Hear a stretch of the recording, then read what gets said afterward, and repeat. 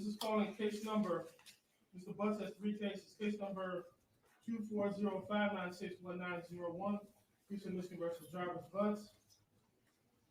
Case number 240-596-1801, Houston, Michigan versus Jarvis Butts. And case number 240-596-1701, Houston, Michigan versus Jarvis Butts.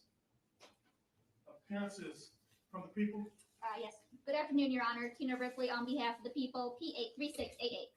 And good afternoon, Your Honor. Matthew Makepeace on behalf of the people, P82796. Good afternoon. Okay, Ms. Quick. Good afternoon, Your Honor. Neighborhood Defender Service Vice Chair Quebec, P83973 on behalf of Jarvis Butts. I believe co-counsel is present. Ken Riggins. Yes, he is. And good afternoon, Your Honor. Good afternoon to your staff. Neighborhood Defender Services by Ken Riggins, P82125 on behalf of Mr. Jarvis Butts, who stands with me to my right. Okay, Ms. Quick and Mr. Riggins, do you waive from reading and you? We do, Your Honor. Okay, court order not Yes, Your Honor. Court order not guilty on behalf of the client with respect to all three cases. My recommendation from the people. Yes, Judge. People are requesting a remand. On all three. Yes, Judge. Can you give us just a brief summary for each case? Yes, Judge. I mean, very, relatively brief, yes. Sure, Judge. Starting with the case ending in 619, that is a criminal sexual conduct in the first degree with added charges of criminal sexual conduct in the second degree. That is for Mr. Butts' biological daughter, and she was around 8 or 9 when the touchings first started happening, and 10 when she was penetrated. Mr. Butts is a habitual offender, fourth offense notice, mandatory 25 years, and he also has a prior conviction for criminal sexual conduct in the third degree with a person 13 through 15. Can you background on those two cases, please? Yes, and as it relates to case ending in 618, that is one count of criminal sexual conduct in the second degree. He does have the second offense notice on that, along with the habitual fourth offense mandatory 25.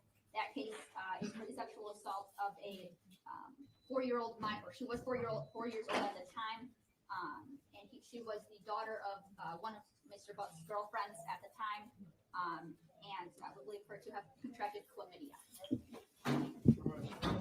And as it relates to the case ending in 617, that case involves the missing 13-year-old NaZiyah Harris. NaZiyah went missing on January 9th of 2024 after last being seen alive with Jarvis Butts. Mr. Butts is a serial child rapist and murderer.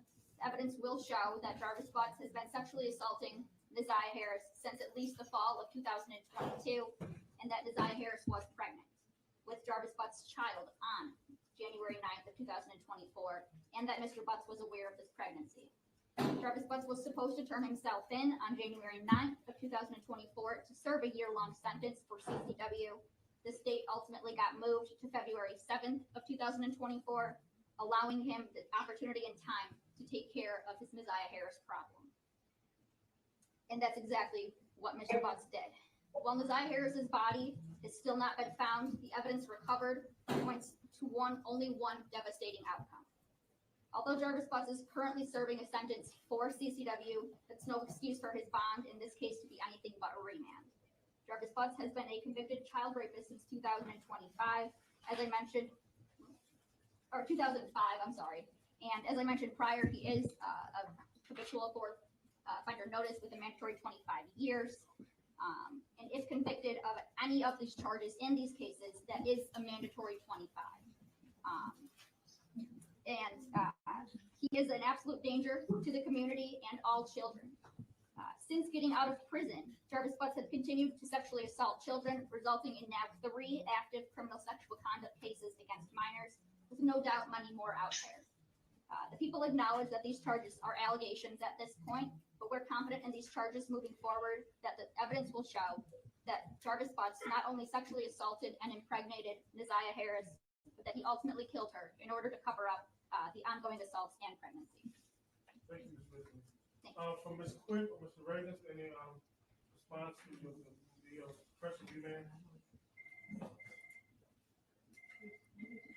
Well, I will say, all conjecture aside, the one thing she said that is true is Mr. Butts is currently under sentence. As such, he is not eligible to be released, so we are not going to object to the bond at this time. Okay. Ms. Quick, is there anything you want to add? No, I defer to Mr. Riggins. Okay.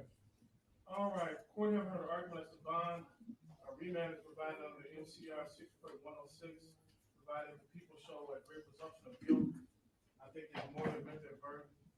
I will remand Mr. Butts in all three cases in custody of Wayne County Jail while the case is pending. Mr. Butts' next court date will be probable cause October 4th. Liver examination October 10th, 1:45 p.m. At least tentatively scheduled now for the Judge King. Anything else for the record from either any attorney? No, for the people, Judge, thank you. Nothing from the bench, Your No, Honor. Your Honor. Quick. Okay, thank you. Thank you, Judge. Butts, you step aside. I approve.